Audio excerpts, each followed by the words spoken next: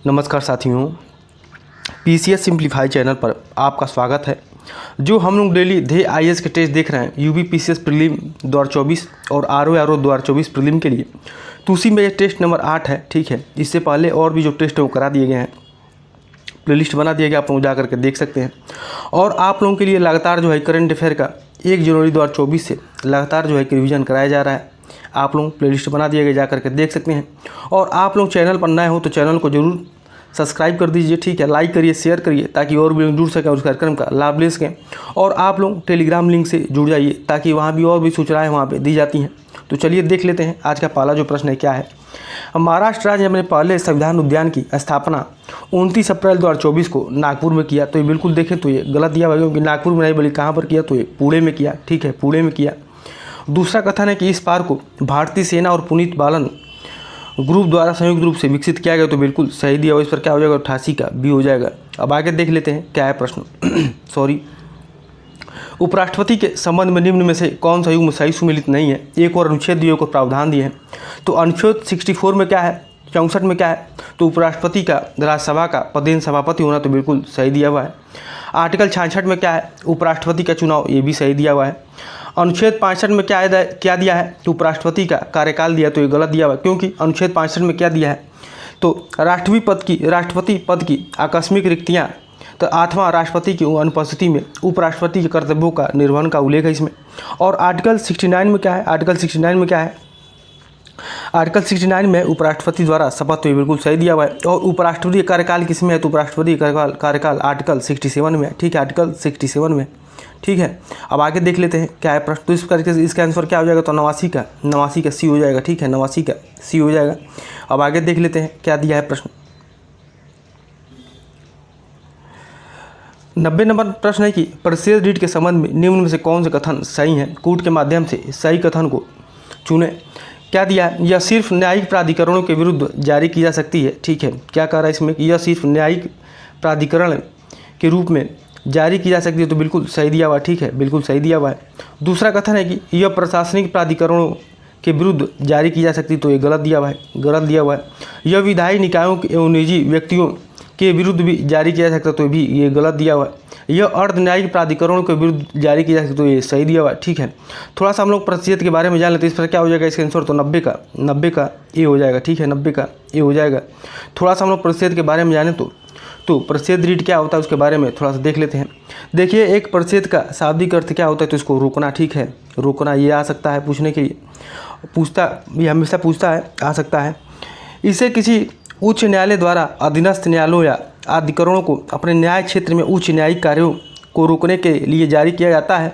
और प्रतिशत संबंधी रीट जो है सिर्फ न्यायिक और अर्ध न्यायिक प्राधिकरणों के विरुद्ध ही जारी किए जा सकते हैं। ठीक है, और यह प्रशासनिक प्राधिकरणों, विधायी निकायों एवं निजी व्यक्ति या निकायों के लिए उपलब्ध ये नहीं है। ठीक है, तो किसके लिए नहीं है, तो जितने भी प्रशासनिक प्राधिकरण है, ठीक है, प्रशासनिक प्राधिकरण है, विधायी निकाय हैं और निजी व्यक्ति के लिए क्या होता है, तो इनके लिए जो देखा है तो प्रतिशत जो है उपलब्ध नहीं है। ठीक है, तो इसका आंसर क्या हो जाएगा, तो 90 का क्या हो जाएगा, तो 90 का आपका ए हो जाएगा। ठीक है, 90 का ए हो जाएगा। अब आगे देख लेते हैं क्या है प्रश्न। निम्नलिखित कथनों पर विचार कीजिए। डीएनए सभी अनुवांशिक क्रियाओं का संचालन करता है। ठीक है, तो इसमें असत्य कथन देखना है, तो ये बिल्कुल सही दिया हुआ है। ठीक है, सही दिया हुआ है। डीएनए प्रोटीन संश्लेषण को नियंत्रित करता है, ये भी सही दिया हुआ है। जीन डीएनए से बने होते हैं, तो ये भी सही। इस पर क्या हो जाएगा, तो इसमें जो है कोई भी कथन जो है कि असत्य नहीं है, सभी किस्म के कथन जो है कि सत्य दिए हुए हैं। तो क्या हो जाएगा इसका आंसर, तो डी हो जाएगा, 91 का डी हो जाएगा। और डीएनए खोज किसने किया था, तो इसकी खोज फ्रेडरिक मिशर ने कब किया, तो फ्रेडरिक मिशर ने 1869 ईस्वी में किया था। ठीक है, और इसका नाम क्या, तो इसने न्यूक्लियन इसका नाम दिया था। जिसका मुख्य केंद्रक क्या था, तो इसका मुख्य केंद्रक जो है कि क्या है, ये मुख्य केंद्रक में पाया जाता है। और उसमें क्या पाया, तो इसमें जो डीएनए का फुल फॉर्म होता है वो क्या होता है, डीऑक्सी राइबोज शर्करा न्यूक्लिक एसिड होता है। और ये क्या करता है, तो ये प्रोटीन संश्लेषण को नियंत्रित करता है। ठीक है, और जीन की जो अनुवांशिकता की मूल भौतिक और कार्यात्मक इकाई को कहा जाता है। ठीक है, तो इस पर क्या हो जाएगा, 91 का डी हो जाएगा। 92 नंबर प्रश्न देख लेते हैं। सूची 1 को सूची 2 से सुमेलित करें तथा नीचे दिए कूट की सहायता से सही उत्तर को चुनें। तो देखिए क्या दिया है, एक और संस्थान दिया, एक और मुख्यालय दिया है। तो भारत डायनामिक्स लिमिटेड ये कहाँ पर है, तो ये आपका हैदराबाद में है, ठीक है, हैदराबाद में है। मझगांवा डाक लिमिटेड ये कहाँ पर, तो आपका मुंबई में है। भारत अर्थ मूवर्स लिमिटेड ये कहाँ पर, तो आपका ये जो है कि बेंगलुरु में है। और गार्डन रिच वर्कशॉप लिमिटेड ये कहाँ पर, तो आपका कोलकाता में है। तो इस पर क्या हो जाएगा, तो ए का 2, बी का 1, सी का 4, डी का 3, इसका आंसर क्या हो जाएगा, तो 92 का ए हो जाएगा, ठीक है, 92 का ए हो जाएगा। अब आगे देख लेते हैं क्या है प्रश्न।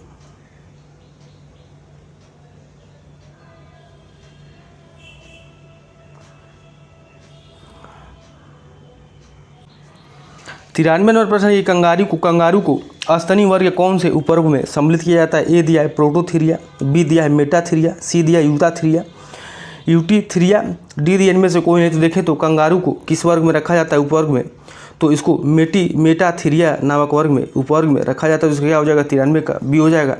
और थोड़ा सा देखें तो हम लोग स्तनी वर्ग को 3 उपवर्गों में बांटा जाता है। कौन कौन से, तो प्रोटोथीरिया, ये प्रोटोथीरिया क्या होते हैं, तो ये अंडे देने वाले होते हैं, जैसे कि एकिडीना हो गया, प्लेटिपलस हो गया। उसके बाद से कौन सा है, तो मेटाथीरिया है, ठीक है, मेटाथीरिया है। ये क्या होते हैं, तो अपरिपक्व बच्चों को जन्म देते हैं, जो विकसित होने पर मार्सुपियल नामक थैली में रहते हैं, जैसे कि कंगारू हो गए। उसके बाद से कौन सा उपवर्ग है, तो यूथीथीरिया है। ये क्या करते हैं, ये पूर्ण विकसित शिशु को जन्म देते हैं, जैसे कि मनुष्य है, हाथी है, ठीक है। तो इसका क्या हो जाएगा, इसका आंसर तो 93 का बी हो जाएगा। अब आगे देख लेते हैं क्या है प्रश्न। लसिका में उपस्थित कौन सा एक हानिकारक जीवाणुओं का भक्षण करके रोगों की रोकथाम में सहायक होता है। तो ए दिया है कार्टेक्स, बी दिया है लाइपेज, सी दिया है लिम्फोसाइट्स, डी दिया है नेफ्रॉन। तो देखें तो लसिका में उपस्थित कौन सा एक हानिकारक जीवाणु का भक्षण करके रोगों की रोकथाम में सहायक होता है। तो ये क्या हो जाएगा, इसका आंसर तो लिम्फोसाइट हो जाएगा, ठीक है, 94 का सी हो जाएगा। और लसिका क्या होता है, तो लसिका एक हल्के पीले रंग का द्रव होता है और लसिका ऊतक से हृदय की ओर एक दिशा में बहता है। लसिका में पाए जाने कणिकाएँ क्या करते हैं, तो लिम्फोसाइट कहलाती हैं। ये वास्तव में श्वेत रुधिर कणिकाएँ होती हैं, जो हानिकारक जीवाणुओं का भक्षण करके रोगी को रोकथाम में सहायक होती है। अब आगे देख लेते हैं क्या है प्रश्न। तो इसका आंसर क्या हो जाएगा, तो इसका आंसर 94 का सी हो जाएगा। अब आगे है कि निम्नलिखित में से कौन सा कार्य यकृत द्वारा नहीं किया जाता है। ये दिया हिप्रेन नामक प्रोटीन का उत्पादन करना, तो ये बिल्कुल सही दिया है। फाइब्रिनोजेन नामक प्रोटीन का उत्पादन करना, ये भी सही दिया है। शरीर के ताप को बनाए रखना, ये भी सही है। और वसाओं का अम्लीकरण करना, तो ये गलत दिया हुआ है, क्योंकि देखें तो ये क्या करता है, तो इसकी वसाओं को अम्लीकरण करना किसका काम है, तो वसाओं का अम्लीकरण पित्ताशय में होता है, पित्ताशय में जमा पित्तरस द्वारा किया जाता है। जो पित्तरस कैसे होते हैं, तो ये हल्के हरे रंग का क्षारीय द्रव होता है, जिसका पीएच मान कितना होता है, जिसका पीएच मान 7.7 होता है, ठीक है। और हिपेरी नामक प्रोटीन क्या होता है, तो हिपेरी नामक प्रोटीन का ये उत्पादन करता है कौन, तो ये यकृत जो है कि, ठीक है। अब आगे देख लेते हैं क्या है प्रश्न। 96 नंबर प्रश्न है कि निम्नलिखित में से किसी की कमी से दांत झड़ने की समस्या उत्पन्न हो जाती है। तो ए दिया है फ्लोरीन, बी दिया है आयोडीन, सी दिया है आयरन, डी दिया है टोकोफेरॉल। तो किसकी कमी से दांत झड़ने की समस्या उत्पन्न हो जाती है, तो ये फ्लोरीन की कमी से। तो 96 का क्या हो जाएगा, तो 96 का ये हो जाएगा। और देखें तो आयरन कमी से क्या होता है, तो आयरन कमी से एनीमिया रोग हो जाता है। और आयोडीन कमी से थायराइड ग्रंथि में वृद्धि हो जाती है, जिसे ग्वाइटर घेघा कहा जाता है। और टोकोफेरॉल कमी से क्या होता है, तो इसमें बाजवन व नपुंसकता आ जाती है, किससे, तो ये टोकोफेरॉल से, ठीक है। तो क्या हो जाएगा 96 का, 96 क्या हो जाएगा, तो 96 का ये हो जाएगा आंसर किसका। अब आगे देख लेते हैं क्या है। 97 नंबर प्रश्न के नीचे 2 कथन दिए गए, जिनमें से एक को अभिकथन ए और दूसरे को कारण आर कहा गया है। अभिकथन ए है कि खुली वायु में कुछ दिन छोड़ देने पर चांदी की वस्तुएं काली होने लगती हैं, तो बिल्कुल सही दिया हुआ है, ठीक है, बिल्कुल सही दिया है। और क्या दिया है आगे दिया है कि चांदी वायु में उपस्थित ऑक्सीजन से अभिक्रिया कर सिल्वर सल्फाइड का निर्माण करती है, तो ये भी सही दिया हुआ, ठीक है, ये भी सही दिया। इसका क्या हो जाएगा, इसका आंसर तो देखें तो 97 का ये हो जाएगा, ठीक है, 97 का ये हो जाएगा, ठीक है। क्योंकि खुली हवा में कुछ दिन छोड़ देने पर चांदी की वस्तुएं क्या हो जाती, तो काली हो जाती हैं। और वायु में उपस्थित सल्फर के साथ अभिक्रिया कर सिल्वर सल्फाइड का निर्माण करती हैं, जिसकी परतें जमने से चांदी की वस्तुएं क्या हो जाती, तो काली हो जाती हैं। अब आगे देख लेते हैं क्या है प्रश्न। 98 नंबर प्रश्न के निम्नलिखित में से कौन सा युग्म सही सुमेलित नहीं है। एक और मूल राशि दी है, एक और ईसाई मात्रक दिया है। तो पदार्थ की मात्रा क्या दिया है, पदार्थ की मात्रा दिया है मोल, तो ईसाई मात्रक के सही है, ठीक है। जो तीव्रता की मात्रा क्या होता है, तो कैंडेला होता है, भी सही दिया है। ऊष्मागतिक ताप क्या होता है, तो केल्विन, ये भी सही दिया है। द्रव्यमान का स्थायी मात्रक क्या दिया है, तो मिलीग्राम दिया है, ये बल्कि गलत दिया है, क्योंकि द्रव्यमान का स्थायी मात्रक क्या होता है, तो ये किलोग्राम होता है। ठीक है, किलोग्राम होता है। बाकी सब क्या इसमें सही है। अब आगे देख लेते हैं, तो इसका आंसर क्या हो जाएगा, तो इसका आंसर 98 का डी हो जाएगा। ठीक है, 98 का डी हो जाएगा। इसमें सही सुमिलित नहीं है, देखना है था। अब आगे देख लेते हैं क्या है प्रश्न। भारत में समेकित निर्देशित वृक्षशास्त्र विकास कार्यक्रम की नींव रखी गई थी, तो कब रखी गई थी, तो ए दिया है वर्ष 1983 में, बी दिया है वर्ष 1985 में, सी दिया है वर्ष 1986 में, डी दिया वर्ष 1987 में। तो भारत में समेकित निर्देशित वृक्षशास्त्र विकास कार्यक्रम की नींव वर्ष 1983 में रखी गई थी। अब आगे देख लेते हैं क्या है प्रश्न। 100 नंबर प्रश्न है कि ये कंप्यूटर से संबंधित है। देख लेते हैं क्या है। निम्नलिखित कथनों पर विचार करें। शब्द संक्षेप दिया है, पूर्ण रूप दिया है। यूआरएल क्या होता है, तो यूनिफॉर्म रिसोर्स लोकेटर, तो ये सही दिया है। यूएसबी क्या होता है, यूएसबी जो है कि यूनिवर्सल सीरियल बस, ये भी सही दिया है। वेट से क्या होता है, तो वेट जो है कि वॉइस एक्टिव डिटेक्शन होता है, तो ये भी सही दिया हुआ है। ठीक है, ये भी सही दिया हुआ है। इसका आंसर क्या हो जाएगा, तो 100 का डी हो जाएगा। सभी इसमें सही सुमिलित हैं। अब आगे देख लेते हैं क्या है प्रश्न। अब 101 नंबर प्रश्न है कि निम्नलिखित युगों में से कौन सा एक सही सुमिलित नहीं है। एक और क्या दिया, तो एक और संघ सरकार दिया है, तो इसमें भाग 5 में से संबंधित, तो ये सही है। सहकारी समितियां किसमें है, तो 9 क दिया है, तो ये बल्कि गलत दिया हुआ है, क्योंकि सहकारी समितियां में किसका उल्लेख है, तो 9 ख में है। ठीक है, 9 ख में है। राजभाषा क्या है, तो राजभाषा, ये भाग 17, ये सही दिया हुआ है। और संविधान संशोधन किसमें है, तो 20 में है, आर्टिकल 20 में है। ठीक है, अब आगे देख लेते हैं क्या है प्रश्न। इसका आंसर क्या हो जाएगा, तो 101 का क्या हो जाएगा, तो बी हो जाएगा। ठीक है, अब आगे देख लेते हैं क्या है। 102 नंबर प्रश्न के निम्नलिखित में से कौन सा उपबंध साधारण बहुमत से संशोधन नहीं किया जा सकता है। ए दिया है नागरिकता में, बी दिया 6ठी अनुसूची में, सी दिया है राज्यों की कार्यपालिका शक्ति में। तो देखें तो किसके, तो कौन सा उपबंध साधारण बहुमत से संशोधित नहीं किया जा सकता, तो ये राज्य की कार्यपालिका शक्ति। ठीक है, 102 क्या हो जाएगा, तो 102 का सी हो जाएगा। अब आगे देख लेते हैं क्या है प्रश्न। और बता दें कि जो राज्यों की कार्यपालिका शक्ति है, ठीक है, इसमें संशोधन किससे किया जाए, तो इसमें संशोधन जो है कि विशेष बहुमत और राज्यों के अनुमोदन के आधार पर ही होता है। ठीक है, अब आगे देख लेते हैं क्या है प्रश्न। 103 नंबर प्रश्न की भारतीय संविधान के नींव मौलिक अधिकारों और नीति निर्देशक तत्वों के संतुलन पर आधारित है। सर्वोच्च न्यायालय ने उपरोक्त कथन किस वाद में कहा था, तो ये दिया है गोलकनाथ बनाम पंजाब राज्यवाद में, बी दिया है मिर्दवा मिल्स वाद में, सी दिया है शंकरी प्रसाद बनाम भारत संघवाद में, डी दिया इनमें से कोई नहीं। तो बता दें कि ये किसमें कहा गया है कि भारत संविधान की न्यू मौलिक अधिकारों और नीति निर्देशक तत्वों के संतुलन पर आधारित है। तो किसमें कहा गया, तो ये क्या हो जाएगा इसका आंसर, तो बी हो जाएगा मिर्दवा मिल्स वाद में। ये कब आता है, तो ये 1980 में। ठीक है, 1980 में। ठीक है, तो इसमें क्या कहा गया सर्वोच्च न्यायालय में, तो भारतीय संविधान की न्यू मौलिक अधिकारों और नीति निर्देशक तत्वों के संतुलन पर आधारित है। ठीक है, अब आगे देख लेते हैं, तो 103 का क्या हो जाएगा, 3 का बी हो जाएगा। ठीक है, अब आगे देख लेते हैं क्या है। कुछ राज्यों को संघ से अनुदान से संबंधित प्रावधान संविधान के किस अनुच्छेद में किया गया है। ठीक है, तो ए दिया आर्टिकल 275 में। ठीक है, बी दिया है अनुच्छेद 265 में, सी दिया अनुच्छेद 263 में, डी दिया अनुच्छेद 280 में। तो बता दें कुछ राज्यों को संघ से अनुदान किसमें कहा गया, तो ये आर्टिकल 275 में। ठीक है, और 265 में क्या है, तो विधि के प्राधिकार के बिना करों का अधिरोपण न किया जाना, और 263 में क्या है, अंतर्राज्यीय परिषद के संबंध में उपबंध है, और आर्टिकल 280 आप लोगों को पता ही होगा, ये वित्त आयोग से संबंधित है। ठीक है, वित्त आयोग से संबंधित है। तो 104 क्या हो, 104 का ये हो जाएगा। अब आगे देख लेते हैं क्या है प्रश्न। 105 नंबर प्रश्न है कि सत्य कथनों का चयन कीजिए। क्या है कि भारत में नए राज्यों के गठन की शक्ति संसद में है। फिर है कि भारत एक नए राज्य सृजित करने वाले विधेयक को संसद की 2/3 बहुमत से पास कराना आवश्यक है। तो देखें तो भारत में नए राज्य गठन की शक्ति किसको है, तो ये संसद के पास है। तो बिल्कुल सही दिया हुआ है। और क्या दिया है इसमें, आगे दिया है कि भारत में एक नया राज्य सृजित करने वाले विधेयक जो है कि संसद की 2/3 बहुमत से नहीं, न कि किससे, तो ये 2/3 बहुमत से पास कराना आवश्यक है। लेकिन किससे, तो ये सामान्य बहुमत से पारित करना आवश्यक है। ठीक है, तो इसका आंसर क्या हो जाएगा, तो 105 का क्या हो जाएगा, 105 का ये हो जाएगा। ठीक है, 105 का ये हो जाएगा। अब आगे देख लेते हैं क्या है।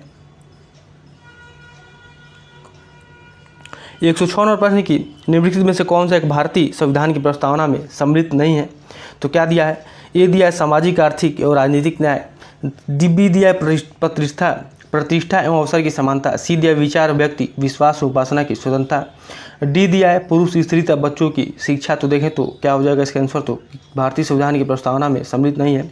तो ये पुरुष स्त्री तथा बच्चों की शिक्षा ये इसमें उल्लेख नहीं है, ठीक है, शामिल नहीं है। अब आगे देख लेते हैं, तो इसका आंसर क्या हो जाएगा, तो 106 का डी हो जाएगा।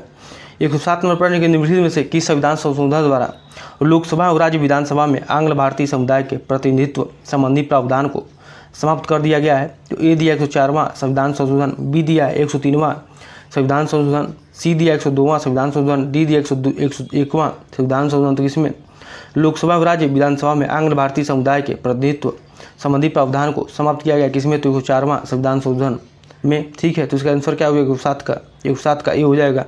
अब आगे देख लेते हैं क्या है प्रश्न। 108 नंबर प्रश्न की भारतीय नागरिकता को प्राप्त की जा सकती है किसमें, तो किसी भूभाग के भारत में समृद्ध से, बी दिया रक्त संबंध या वंशाक्रम द्वारा, सी दिया है देशीकरण द्वारा, डी दिया 108 का डी दिया है उपरोक्त सभी के द्वारा। तो देखें तो 108 का क्या हो जाएगा, 108 का डी हो जाएगा और उपरोक्त सभी के द्वारा, ठीक है। किससे किससे, तो जन्म से, ठीक है, जन्म से, और किससे, वंश के आधार पर, पंजीकरण द्वारा और प्राकृतिक रूप से और क्षेत्र समावेश द्वारा भारतीय नागरिकता प्राप्त की जा सकती है, ठीक है। तो 108 का क्या हो, 108 का डी हो जाएगा। अब आगे देख लेते हैं क्या है प्रश्न। निम्नलिखित में से कौन से अनुच्छेद केंद्र में संसदीय व्यवस्था का उपबंध करता है? ए दिया अनुच्छेद 74, बी दिया अनुच्छेद 75, सी दिया ए और बी दोनों में, डी दिया इनमें से कोई नहीं। तो कौन सा अनुच्छेद जो है कि केंद्र में संसदीय व्यवस्था का उपबंध करता है या करते हैं, तो इसमें तो अनुच्छेद, तो इसका आंसर क्या हो जाएगा, तो ए और बी दोनों में, अनुच्छेद 74 में, अनुच्छेद 75 में। तो 109 का क्या हो, 109 का सी हो जाएगा। अब आगे देख लेते हैं क्या है प्रश्न। 110 नंबर प्रश्न है कि 61वें संविधान संशोधन से पूर्व आम चुनाव के लिए मतदान की न्यूनतम आयु कितने वर्ष थी? ए दिया 18 वर्ष, बी दिया 21 वर्ष, सी दिया 25 वर्ष, डी दिया 19 वर्ष। तो 161वें संविधान संशोधन से पूर्व आम चुनाव के लिए मतदान की न्यूनतम आयु कितने वर्ष थी? तो 21 वर्ष थी। तो 110 का 110 से क्या हो जाएगा, तो 110 का जो है कि बी हो जाएगा। और कब ये हुआ, तो 1988 में, ठीक है। 61वां संविधान संशोधन कब हुआ था, तो 1988 में। तो 110 का बी हो जाएगा। अब आगे देख लेते हैं 111 नंबर प्रश्न की भारतीय संविधान की प्रस्तावना में वर्णित शब्द स्वतंत्रता का आशय कितने प्रकार की स्वतंत्रता से है? ए दिया 4, बी दिया 6, सी दिया है 3 और डी दिया है 5। तो देखें तो इसका आंसर क्या हो जाएगा, तो 5 तरीकों से स्वतंत्रता का आशय दिया गया है। कैसे कैसे, तो बता देते हैं आप लोगों को। न्याय है, सामाजिक, आर्थिक, राजनीतिक। उसके बाद स्वतंत्रता में विचार अभिव्यक्ति, विश्वास, धर्म, उपासना। उसके बाद समानता में प्रतिष्ठा एवं अवसर। और क्या है, और जो है कि तो इतने तरीकों से स्वतंत्रता का आशय बताया गया है, ठीक है। अब आगे देख लेते हैं क्या है प्रश्न। 112 नंबर प्रश्न है कि दीनपनाह नगर की स्थापना किसके द्वारा हुई थी? ए दिया है बाबर के द्वारा, बी दिया है शेरशाह सूरी के द्वारा, सी दिया इब्राहिम लोदी के द्वारा, डी दिया हुमायूं के द्वारा। तो दीनपनाह नगर की स्थापना किसके द्वारा की गई? तो हुमायूं के द्वारा, ठीक है। 112 का डी हो जाएगा। अब आगे देख लेते हैं क्या है प्रश्न। 113 नंबर प्रश्न की जसवंत एवं दशावन नामक चित्रकार किस मुगल सम्राट के दरबार में थे? ए दिया शाहजहां, बी दिया अकबर, सी दिया औरंगजेब और डी दिया है बाबर। तो बता देंगे जसवंत एवं दशावन नामक चित्रकार कहाँ पर रहते थे? तो ये अकबर के दरबार में रहते थे, ठीक है, अकबर के दरबार में रहते थे। अब आगे देख लेते हैं क्या है प्रश्न। 114 नंबर प्रश्न की भारतीय शास्त्रीय संगीत पर फारसी में सबसे अधिक पुस्तकों की रचना किस मुगल शासक के काल में हुई थी? तो ए दिया अकबर के, बी दिया शाहजहां के, सी दिया औरंगजेब के, डी दिया जहांगीर के। तो बता दें कि किसके शासनकाल में सबसे अधिक पुस्तकों की रचना की गई थी? तो किसके शासनकाल में? तो ये औरंगजेब के शासनकाल में की गई थी, ठीक है। तो 114 का सी हो जाएगा। अब आगे देख लेते हैं क्या है प्रश्न। 115 नंबर प्रश्न निम्नलिखित पर विचार करें। एक और पहला दिया मामलुक वंश। इसमें क्या देखना है कि दिल्ली सल्तनत के उपरोक्त वंशों को सत्ता में बिताए गए वर्षों के आधार पर अवरोही क्रम में, ठीक है, अवरोही क्रम में अव्यवस्थित करें, यानी कि घटते क्रम में। तो सबसे पहले क्या हो जाएगा? तो सबसे पहले देखें तो इसमें खिलजी वंश आ जाएगा, तुगलक वंश, ठीक है। सबसे पहले तुगलक वंश, ये कितने वर्ष तक रहते हैं? तो ये जो है ये तुगलक वंश कितने साल तक रहते हैं? 94 वर्ष तक, ठीक है, 94 वर्ष तक। उसके बाद से तुगलक वंश के बाद से मामलुक वंश कितने कब तक रहते हैं? तो 1206 से 1290 ईस्वी तक, ये तो कुल 84 वर्ष, ठीक है, 84 वर्ष। उसके बाद से लोधी वंश का बात है तो लोधी वंश जो है कि 1450 से 52 ईस्वी तक रहते हैं, कुल 76 वर्ष तक ये शासनकाल इनका रहता है। उसके बाद से देखें तो उसके बाद से खिलजी वंश का शासनकाल क्या रहता है? तो 1290 से 1320 ईस्वी तक, कुल 30 वर्ष तक शासन करते हैं, ठीक है, कुल 30 वर्ष तक शासन करते हैं। उसके बाद से सैयद वंश कब आते हैं? तो सैयद वंश जो है कि इसका टाइम पीरियड 1414 से 1450 ईस्वी तक रहता है, कुल 36 वर्ष तक, ठीक है। और उसके बाद खिलजी का हम लोग देख ही लिए, इस पर क्या हो जाएगा? तो सबसे पहले कौन सा आएंगे? तो सबसे पहले बता देंगे, सबसे पहले तुगलक वंश, ठीक है। उसके बाद से तुगलक के बाद से मामलुक वंश। उसके बाद से कौन से आएंगे, तुगलक के बाद से मामलुक आ गए। उसके बाद से लोदी वंश, ठीक है, लोदी आ जाएंगे, ठीक है, लोदी वंश। उसके बाद से कौन से, तो ये सैयद वंश। उसके बाद से खिलजी वंश। इस प्रकार से इसका आंसर क्या हो जाएगा, तो 115 का सी हो जाएगा, ठीक है, 115 का सी हो जाएगा। अब आगे देख लेते हैं क्या है प्रश्न। 116वां प्रश्न है कि वाहिंद का युद्ध हुआ था। ये दिया है महमूद गजनी और जयपाल के बीच। बी दिया है मोहम्मद गोरी और पृथ्वीराज के बीच। सी दिया है महमूद गजनी और आनंद पाल के बीच। डी दिया है बाबर और राणा के बीच। तो बता दें कि वहिंद का युद्ध किसके किसके बीच हुआ था, तो महमूद गजनी और आनंद पाल के बीच हुआ था, ठीक है। तो 116 का सी हो जाएगा इसका आंसर। और ये कब हुआ था, तो 1008 से 9 के लगभग हुआ था, ठीक है, जिसमें महमूद गजनी और आनंद पाल के बीच हुआ। जिसमें क्या होता है, तो महमूद गजनी की विजय होती है, ठीक है। तो 116 का सी हो जाएगा। अब आगे देख लेते हैं। भीतरी ग्रह पाए जाते हैं। ए दिया बृहस्पति और शनि ग्रह के मध्य। बी दिया सूर्य और क्षुद्र ग्रहों की पट्टी के मध्य। सी दिया पृथ्वी और सूर्य के मध्य। डी दिया इनमें से कोई नहीं। तो भीतरी ग्रह पाए जाते हैं कहाँ पर, तो ये भीतरी ग्रह जो है कि सूर्य और क्षुद्र ग्रहों की पट्टी के बीच में पाए जाते हैं, ठीक है। और जो भीतरी ग्रह है और कौन कौन से, तो बुध है, ठीक है, बुध है, शुक्र है, पृथ्वी है, मंगल है। इसको भीतरी ग्रह कहा जाता है क्योंकि ये क्या करते हैं, ये सूर्य और क्षुद्र ग्रह की पट्टियों के बीच स्थित हैं। बल्कि जो अन्य जो है वो क्या कहलाते हैं, तो अन्य जो है कि बाह्य ग्रह कहलाते हैं। तो आप लोग इसे ऐसे भी याद कर सकते हैं। तो भीतरी ग्रह में कौन कौन से आ जाएंगे, एक बार फिर से बता देते हैं। तो बुध है, शुक्र है, पृथ्वी है, मंगल है। और बाकी जब कैसे ग्रह हैं, तो बाहरी जो है कि बाह्य ग्रह हैं। इसको छोड़ करके जो 9 ग्रहों में जो है कि 4 जो है कि 4 कैसे ग्रह हैं, तो 4 जो है कि भीतरी ग्रह हैं। और बल्कि जो 5 है वो कैसे, तो 5 जो है कि कैसे ग्रह हैं, तो ये 5 जो है कि बाह्य ग्रह कहलाते हैं। तो 117 क्या हो जाएगा, 117 का क्या हो जाएगा इसका आंसर, तो 117 का बी हो जाएगा। अब आगे देख लेते हैं क्या है प्रश्न। 118वां प्रश्न के निम्नलिखित में से कौन सा संरक्षण तरीका समुदायों की सीधी भागीदारी नहीं करता है। ए दिया है संयुक्त वन प्रबंधन। बी दिया चिपको आंदोलन। सी दिया बीज बजाओ बचाओ आंदोलन। डी दिया वन्य जीव विहारों का परिसीमन। तो बताते हैं कि कौन सा संरक्षण तरीका समुदायों की सीधी भागीदारी नहीं करता है, तो ये वन्य जीव विहारों का परिसीमन जो है कि ये नहीं करता है। तो 118 का डी हो जाएगा, ठीक है। और जो अन्य जो सभी जो है कि क्या करते हैं, तो अन्य सभी संरक्षण के तरीके समुदायों को सीधी भागीदारी करते हैं। कौन कौन, तो संयुक्त प्रबंधन है, चिपको आंदोलन है, बीच बजाओ आंदोलन है, ठीक है। 118 का डी हो जाएगा। 119 में प्रश्न है कि आइसोनेफ रेखा है। ए दिया है बर्फ गिरने के समान क्षेत्रों को दर्शाने वाली रेखा। तो ये गलत दिया हुआ है। समुद्र तल की क्षैतिज रेखा जिसमें ऊंचाई तक गहराई की माप होती है, ये भी गलत दिया हुआ है। किसी संदर्भ में से क्रमिक माप का प्रदर्शन करने वाली रेखा, तो ये गलत दिया हुआ है। और आइसो क्या होता है, तो आइसोनेफ रेखा वह होती है जो मेघाच्छादन के समय के समान क्षेत्रों को मिलाने वाली रेखा होती है। तो क्या हो जाएगा, तो 119 का डी हो जाएगा, 119 का डी हो जाएगा।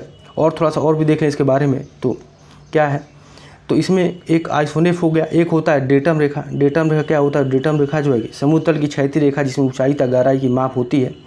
और एक और होता है आइसोनोमल, ठीक है, आइसोनोमल। तो ये क्या होता है कि संदर्भ बिंदु में क्रमिक माप का प्रदर्शन करने वाली रेखा क्या कहते, तो आइसोनोमल कहलाती है। अब आगे देख लेते हैं क्या है प्रश्न। 120वां प्रश्न है कि निम्नलिखित कथनों में कौन सा एक सार्वजनिक एवं निजी क्षेत्रों को विभाजित करने का मुख्य आधार है। ए दिया है आर्थिक गतिविधि का स्वभाव। बी दिया रोजगार की शर्तें। सी दिया उद्यमों के स्वामित्व। और डी दिया है श्रमिकों की संख्या। तो एक सार्वजनिक एवं निजी क्षेत्रों को विभाजित करने का मुख्य आधार क्या है, तो उद्यमों के स्वामित्व है, ठीक है, उद्यमों के स्वामित्व है। तो क्या हो जाएगा इसका आंसर, तो 120 का सी हो जाएगा। 120 का क्या हो जाएगा, 120 का सी हो जाएगा। अब आगे देख लेते हैं क्या है प्रश्न। निम्नलिखित पर विचार करें। क्या है प्रश्न की, उपरोक्त में से कौन से मानव पूंजी निर्माण के स्रोत हैं। तो मानव पूंजी निर्माण के स्रोत देखना है तो देखें तो शिक्षा में निवेश भी है, ठीक है, शिक्षा में निवेश है, कार्यस्थल में प्रशिक्षण है, स्वास्थ्य में निवेश है, प्रवसन है, सूचना है। ये सब क्या है, ये सभी जो है कि मानव पूंजी निर्माण के स्रोत हैं, ठीक है। तो इसका आंसर क्या हो जाएगा, तो इसका आंसर जो है कि 121 का डी हो जाएगा, 121 का डी हो जाएगा। अब आगे देख लेते हैं क्या है प्रश्न। 122वां प्रश्न है कि औसत आय के संबंध में निम्नलिखित में से कौन से कथन सत्य हैं, ठीक है। तो यह देश की कुल आय को कुल जनसंख्या से भाग देकर निकाली जाती है। फिर आगे है कि औसत आय की प्रति व्यक्ति आय भी कहा जाता है। तो ये देखें तो ये दोनों कथन सही हैं। तो 122 क्या होगा, 122 का सी हो जाएगा, ठीक है, 122 का सी हो जाएगा, ठीक है। अब आगे देख लेते हैं क्या है। 123वां प्रश्न, मैक्सिको की खाड़ी में स्थित तेल के कुओं से अमेरिका के उत्तर पूर्वी राज्यों में तेल के परिवहन हेतु किस एक पाइपलाइन का प्रयोग किया जाता है? तो ए दिया है बिग इंच पाइपलाइन, बी दिया है कामेकान पाइपलाइन, सी दिया है नॉर्थ स्ट्रीम पाइपलाइन, डी दिया है टैप लाइन। तो बता दें मैक्सिको खाड़ी में स्थित तेल के कुओं से अमेरिका के उत्तर पूर्वी राज्यों में तेल के परिवहन हेतु कौन सी लाइन का प्रयोग किया? तो बिग इंच पाइपलाइन का प्रयोग किया। तो 123 का ए हो जाएगा, ठीक है, 123 का ए हो जाएगा। और ये जो कामेकन पाइपलाइन है कहाँ पर? तो कामेकन पाइपलाइन है पूर्व सोवियत संघ में स्थित है, ठीक है, रूस में स्थित है। आगे कौन सा है? आगे जो है कि नॉर्थ स्ट्रीम पाइपलाइन ये कहाँ पर? तो नॉर्थ स्ट्रीम पाइपलाइन ये कहाँ पर? तो ये रूस के बेओबार्ग से जर्मनी के ग्रिप्सवेल्ड को जोड़ने वाली पाइपलाइन है, ठीक है। और टेप लाइन कहाँ पर? तो ये टेप लाइन ये कहाँ पर? दक्षिण पूर्व एशिया में स्थित है, ठीक है। तो इसका आंसर क्या हो जाएगा? 123 का ये हो जाएगा। अब आगे देख लेते हैं क्या है प्रश्न। 124वां प्रश्न निम्नलिखित में से किस प्रकार की कृषि को कर्तन और दहन कृषि के रूप में जाना जाता है?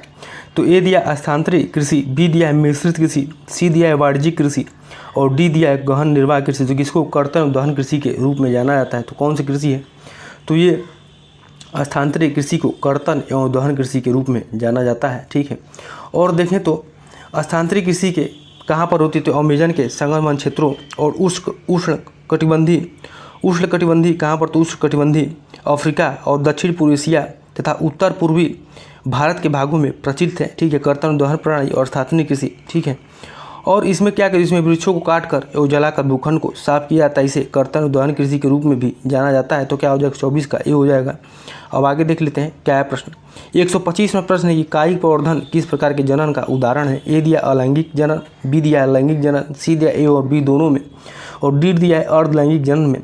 तो कायिक प्रवर्धन किस प्रकार के जनन का उदाहरण है? किसका है? तो अलैंगिक जनन का, ठीक है, अलैंगिक जनन का। तो 125 का ये हो जाएगा, ठीक है। तो थोड़ा सा हम लोग कायिक प्रवर्धन के बारे में जान ले। तो कायिक प्रवर्धन क्या होता है? एक प्रकार का अलैंगिक जनन होता है, ठीक है, जिसमें पादप के मूल तने पत्ती अथवा कली जैसे किसी कायिक अंग द्वारा नया पादप प्राप्त किया जा सकता है। चूँकि जनन पादप के, ठीक है, चूँकि जनन पादप के कायिक भागों से होता है और इसे कायिक प्रवर्धन कहते हैं। तो इसको 125 क्या हो जाएगा? 125 का ये हो जाएगा। अब आगे देख लेते हैं क्या है प्रश्न। तो देखिए यहाँ से जो है ये, यहाँ से देखें तो ये करंट अफेयर का मामला हो जाता है, ठीक है। तो ये आने वाला नहीं है। तो आप लोगों को 1 जनवरी 2024 से करंट अफेयर लगातार रिवाइज कराया जाए। तो आप लोग जा करके प्लेलिस्ट बना दिया, जा करके चैनल पर देख सकते हैं, ठीक है। तो आज के लिए इतना ही। अब जल्दी मिलते हैं टेस्ट नंबर 9 को लेकर के, ठीक है। तो आज के लिए इतना ही। बहुत बहुत धन्यवाद।